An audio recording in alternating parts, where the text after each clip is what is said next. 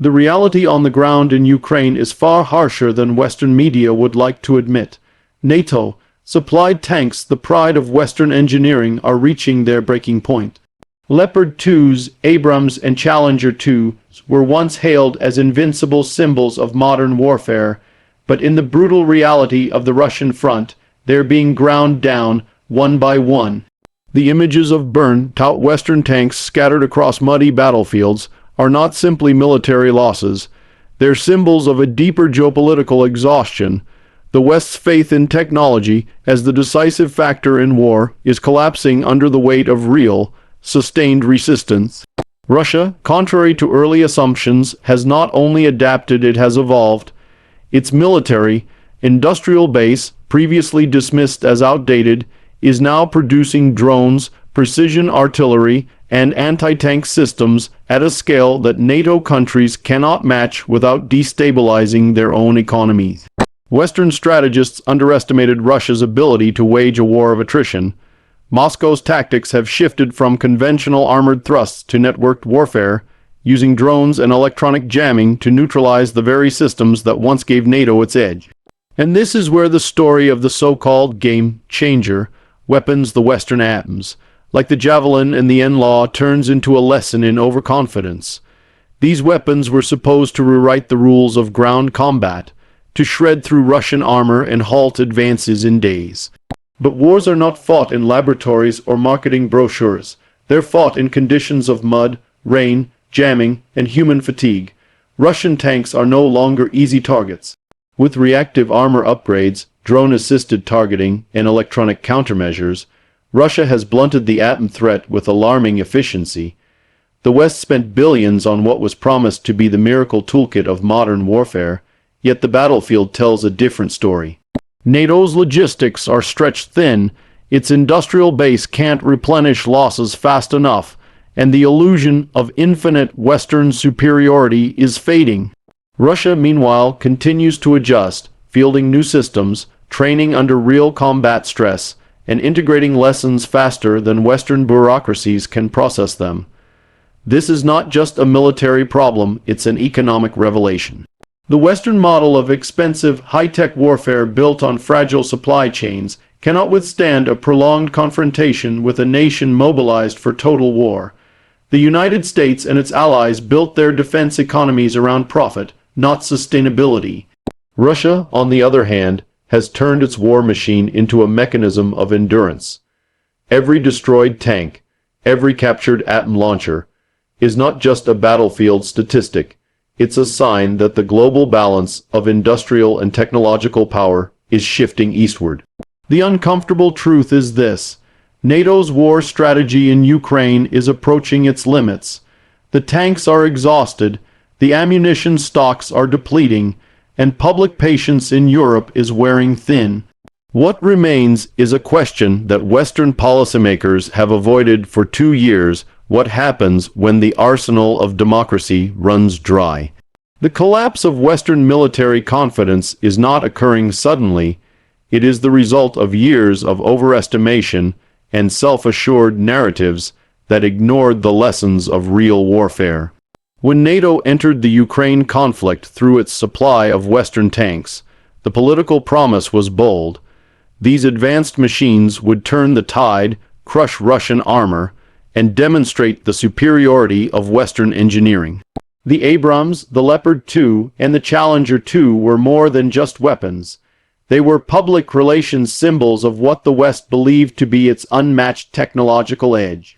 Yet on the muddy battlefields of Ukraine, where artillery, drones, and attrition dictate survival, those symbols are burning, abandoned, and immobilized. The myth of invincibility is dying in front of the world's cameras, and with it, the confidence that NATO's technological dominance guarantees victory. Each destroyed tank carries not only the cost of steel and fuel, but also the cost of credibility. Western defense industries and policymakers built an illusion that wars could be won by precision technology, guided missiles, and digital coordination alone. But modern combat, especially in Eastern Europe, is not a simulation. It is a grind of logistics, weather, and willpower. Russian forces have learned to exploit this reality. They strike supply lines, jam communications, and force NATO trained crews into situations where all their advanced targeting systems mean little against swarms of cheap drones and relentless artillery barrages. What this reveals is not just the vulnerability of Western equipment, but the fragility of the mindset that produced it. Behind the political speeches and defense contracts lies a quiet panic.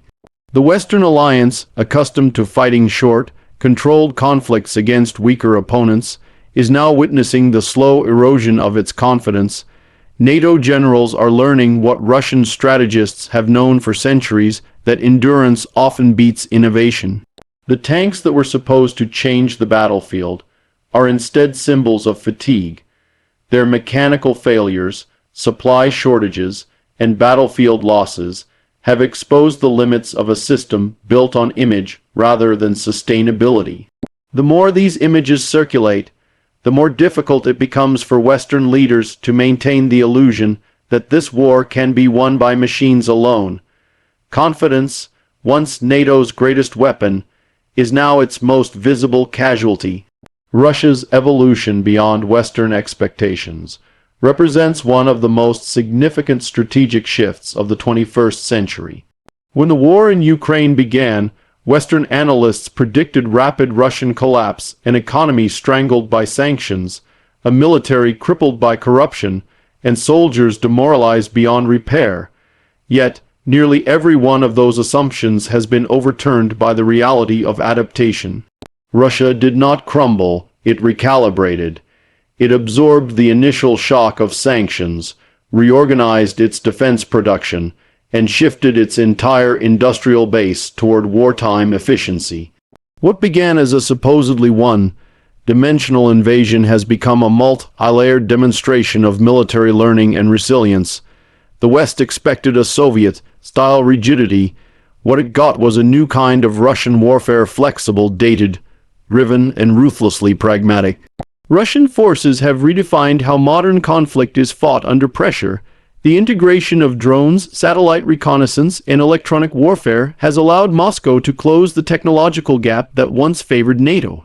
Low-cost reconnaissance drones now guide precision artillery strikes with devastating accuracy. Electronic warfare units jam Western communications and disable GPS-guided systems, reducing the effectiveness of weapons like HIMARS and ATOMs. The battlefield has become a digital chessboard where Russia adapts faster than NATO doctrines were ever designed to handle. This adaptability, born out of necessity, is what truly shocks Western observers because it challenges the very foundation of their strategic superiority. Even more revealing is how Russia's industrial and logistical systems have evolved. Under immense economic pressure, Moscow has managed to sustain continuous production of missiles, drones, and armored vehicles. Factories once dependent on Western components now operate with domestic alternatives or imports from new trade partners. The sanctions that were meant to suffocate have instead stimulated innovation and self-reliance. The Russian war machine has become leaner, faster, and more resourceful, operating with a level of efficiency that NATO bureaucracies cannot match without political friction. On the front lines, Russian tactics reflect this evolution. Units operate in decentralized formations, guided by real-time intelligence and adaptive leadership. They use cheap technology to counter expensive Western systems, turning NATO's cost advantage into a strategic liability. The West built its confidence on precision and power. Russia is building its success on endurance and adaptation. This transformation, quiet, methodical, and continuous, is rewriting the balance between industrial strength and military innovation in modern warfare. The failure of the so-called game-changer atom systems marks a turning point in the myth of Western technological supremacy. When the United States and its NATO allies began sending Javelin and N-law anti-tank guided missiles to Ukraine, the message was clear: these precision weapons would halt Russian armor, cripple morale, and give Ukraine a decisive edge. For months, Western media celebrated every clip of a Russian tank destroyed as proof that technology could overcome mass. But as the war dragged on, those early victories faded, and the battlefield began to tell a harsher story. Russia's military adapted faster and smarter than NATO planners expected, developing countermeasures, field modifications, and electronic defenses that reduced the effectiveness of these once feared weapons. The result is a growing realization that the West's game changers were temporary illusions, not long-term solutions. In the early phase of the conflict, javelins and NLAWs performed well in ambush scenarios. But warfare is not static, it evolves. Russian tank crews quickly learned how to respond. New reactive armor designs, additional side protection, and active defense systems began to neutralize the threat. Drone reconnaissance gave Russian forces early warning of anti-tank ambushes, while electronic warfare units disrupted communications and guidance systems. The once vaunted fire and forget capability became unreliable under conditions of heavy jamming. The atoms that once struck with precision began missing their targets or failing to penetrate upgraded armor. What had been celebrated as a Western triumph soon became a logistical and tactical burden, expensive weapons with diminishing battlefield impact. This failure extends beyond technology. It reflects a deeper strategic misjudgment. Western defense philosophy has long assumed that innovation alone guarantees dominance. Yet, innovation without adaptation is fragile. The Russians adapted their tactics, while NATO continued to believe in the mythology of the smart weapon. Each time an atom system failed, it exposed not just the weakness of the weapon, but the arrogance of its designers. Billions of dollars in research and production were spent on systems that now struggle against relatively cheap and improvised Russian defenses. The propaganda value of these weapons has collapsed as quickly as their battlefield relevance. Footage of destroyed Western launchers now circulates in the same way earlier videos of Russian tank losses once did as psychological warfare. What was once a symbol of Western strength has turned into evidence of Western overconfidence, reminding the world that no weapon remains unbeatable when faced with an opponent willing to learn, adapt, and endure. The economic and industrial limits of NATO are now becoming painfully visible as the Ukraine conflict stretches into its third year. The West entered this war believing that its technological and financial superiority would ensure sustainability, yet the opposite has occurred. The enormous cost of maintaining Ukraine's war effort in tanks, ammunition, drones, and spare parts has begun to expose how fragile the Western military industrial system truly is. The same nations that once boasted of infinite production capacity are now struggling to meet even basic battlefield demands. Ammunition stockpiles are running dangerously low, factories are operating at maximum output, and political disagreements within NATO countries are slowing the resupply chain. The idea that the Western war economy could outproduce Russia has turned into a myth, one that daily battlefield realities continue to dismantle. Russia, operating under sanctions, has managed to mobilize its industrial base far more effectively than Western analysts anticipated. Its factories are producing artillery shells, drones, and armored vehicles at a rate that NATO cannot match without destabilizing its own economies. Western production is trapped within a system built on profit margins, bureaucracy, and privatization. Every tank, missile, or drone produced in the West carries a price tag inflated by corporate contracts and political negotiations. By contrast, Russia's wartime economy operates on state direction and strategic centralization, enabling output without endless debates or cost overruns. What was once considered an inefficient Soviet-style system has become an advantage in a long, grinding conflict where volume often matters more than sophistication. Meanwhile, Europe is facing growing economic fatigue. Energy costs have soared, inflation has eroded public support, and industries that once supplied civilian markets are now struggling to adapt to wartime production demands. Defense companies across Europe are unable to replenish what is being lost in Ukraine, and the U.S., despite its vast resources, is facing similar bottlenecks in microchips, explosives, and trained manpower. The Western alliance built its strength on quick wars and limited deployments, not on the sustained industrial warfare that defines the conflict in Ukraine. The deeper problem lies in philosophy. Western economies prioritize efficiency and profit, while wartime production requires endurance and sacrifice. NATO's factories are optimized for peace, not attrition. Each new delivery of tanks or missiles to Ukraine drains resources that cannot easily be replaced, turning Western assistance into a slow, self-inflicted strain on its own industrial and financial systems. The strategic miscalculation of the West lies at the heart of NATO's ongoing struggle in Ukraine. From the beginning, Western policymakers assumed that technological superiority, intelligence coordination, and financial power would guarantee victory. They believed that Russia's forces would crumble under the weight of precision, guided munitions, drone warfare, and economic sanctions. But the Western mindset, shaped by decades of short interventions in Iraq, Afghanistan, and Libya, completely misread the nature of this war.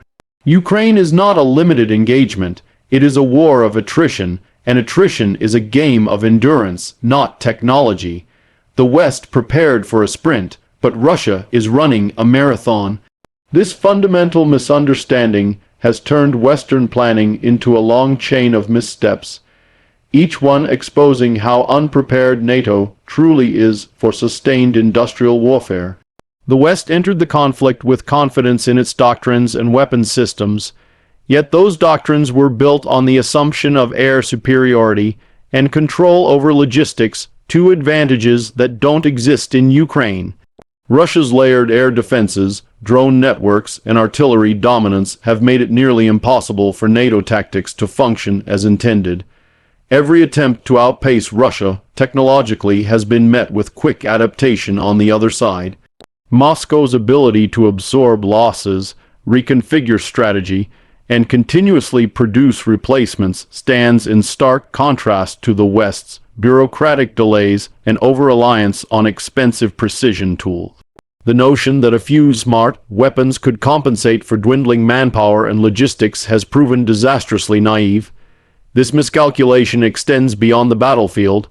Western leaders treated the war as a moral crusade, a test of values rather than a test of capacity. In doing so, they underestimated the scale of the challenge and the depth of Russia's commitment. Sanctions that were expected to cripple the Russian economy instead forced self-sufficiency. The information war that was supposed to isolate Moscow only strengthened domestic unity.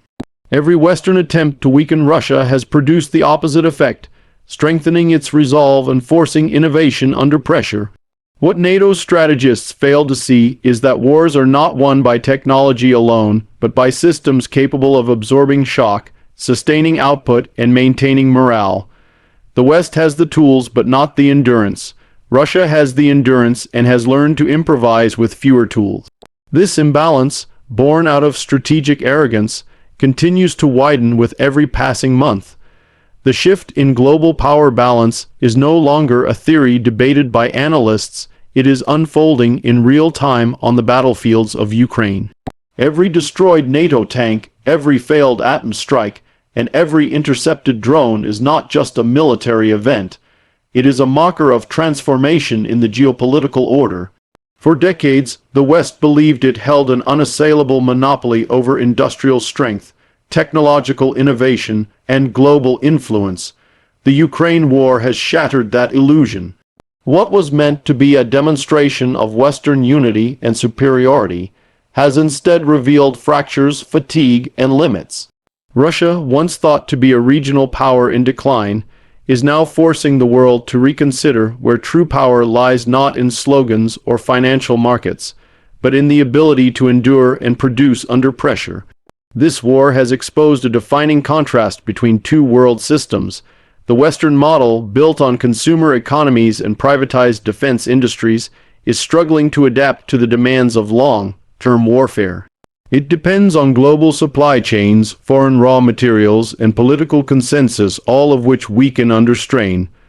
Russia, in contrast, has centralized its economic strategy, focused on self-reliance, and redirected its production toward survival. In doing so, it has redefined what it means to be a modern power. not the one with the flashiest technology, but the one that can keep its war machine running when the world expects collapse. This endurance, coupled with growing partnerships across Asia, Africa, and the Middle East, is quietly shifting the world's political and economic gravity eastward. The West's exhaustion is becoming visible in both material and psychological terms. Industrial backlogs, ammunition shortages, and declining public support are creating cracks in NATO's unity. As European economies absorb the cost of prolonged conflict, internal divisions are widening. Meanwhile, the global South observes these developments carefully, seeing in Russia's resilience a challenge to Western dominance that has gone unchecked since the Cold War's end. Nations once dependent on Western security or finance are beginning to hedge their alliances, diversifying trade and defense partnerships toward Moscow, Beijing, and other emerging powers. What emerges from this shift is not just a new balance of power, but a new understanding of power itself.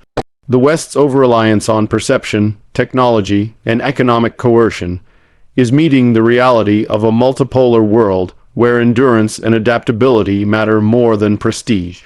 And so, what we are witnessing today is not merely a military struggle between Russia, Ukraine, and NATO, it is a historical reckoning. The age of unquestioned Western dominance is giving way to a new, uncertain multipolar world. The myth that technology alone can win wars, that money can buy endurance, or that propaganda can conceal failure, is collapsing under the weight of reality. Russia has forced the West to confront a truth it has long ignored. Power is not measured in press releases or defense budget.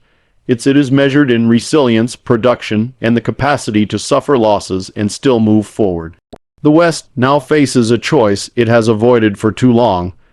It can continue chasing the illusion of technological supremacy, pouring billions into systems that fail to deliver decisive outcomes, or it can confront the structural weaknesses that decades of complacency have created. This conflict has peeled away the layers of comfort that shielded Western policymakers from accountability. It has shown that industrial strength, national unity, and strategic patience matter far more than market confidence or digital precision. As we move deeper into this new era, the question is no longer who has the better machines, it is who has the stronger will. Russia's endurance has redefined what it means to fight and survive in the 21st century. The West must now decide whether it is willing to relearn the lessons of history or continue losing to those who already have.